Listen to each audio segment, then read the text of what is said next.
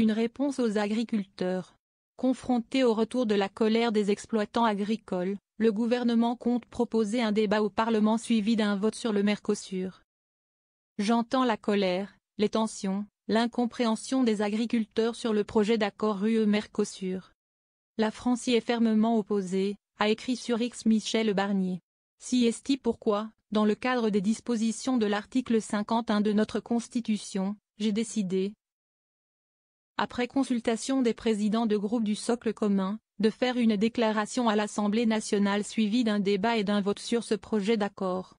J'ai demandé ce matin en conférence des présidents d'inscrire à l'ordre du jour de l'Assemblée nationale le 10 décembre un débat sur ce sujet majeur pour protéger nos agriculteurs français. A écrit dans la foulée sur X, la ministre des Relations avec le Parlement, Nathalie Delattre.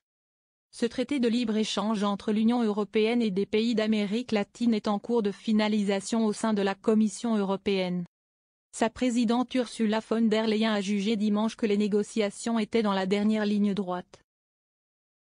Un vote pour mettre la pression sur Ursula von der Leyen.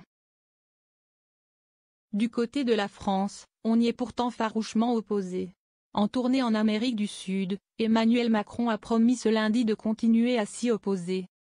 Si certains pays à l'instar de l'Espagne, du Portugal et de l'Allemagne y sont très favorables, les agriculteurs français craignent une concurrence déloyale avec des standards sanitaires et qualitatifs différents de ceux que l'on peut trouver dans l'Union européenne.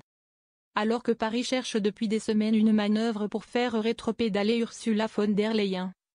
Le débat sur le Mercosur au Parlement a toutes les chances d'aboutir à un vote négatif. Tous les groupes parlementaires y sont largement opposés. De quoi mettre la pression politiquement à Ursula von der Leyen et permettre à la France d'être au cœur de la résistance au Mercosur en espérant emmener avec elle d'autres partenaires européens. Barnier jusqu'ici très hésitant.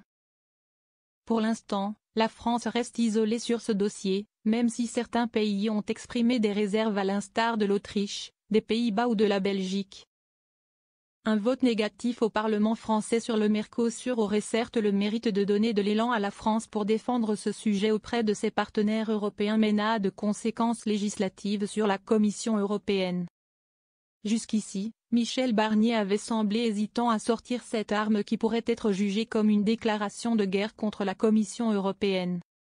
Le groupe des députés insoumis avait d'ailleurs prévu l'examen dans sa niche parlementaire du 28 novembre prochain d'une proposition de résolution invitant le gouvernement à refuser ce traité.